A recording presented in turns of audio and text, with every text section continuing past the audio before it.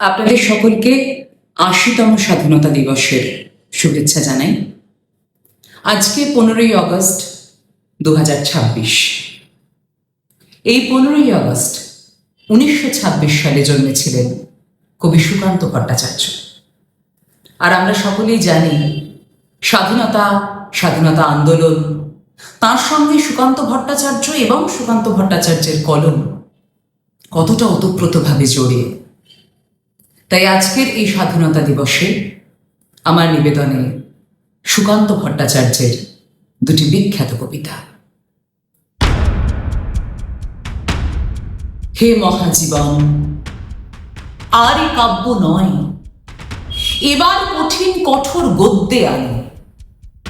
পদলালিত্য ঝঙ্কার মুছে যাক, গদ্যের করা হাতুড়িকে আজ ভানো। প্রয়োজন নেই কবিতার স্নিগ্ধতা। কবিতা, তোমায় দিলাম আজকে ছুটি।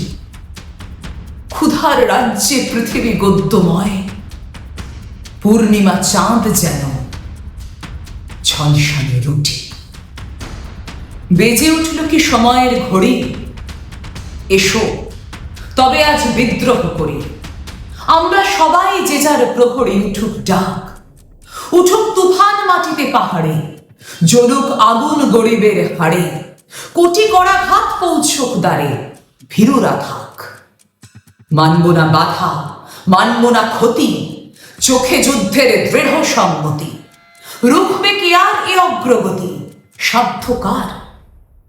রুটি দেবে না কো, দেবে না অন্ন, এ লড়াইয়ে তুমি ন প্রসন্ন।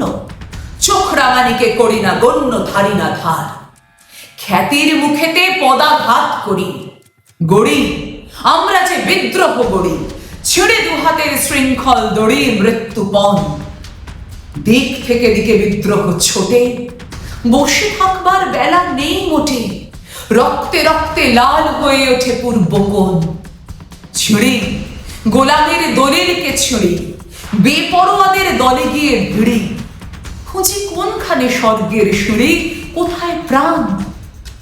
দেখব ওপরে আজও আছে কারা, খসাবো আঘাতে আকাশের তারা। সারা দুনিয়াকে দেব শেষ নাড়া, ছড়াবো ধান।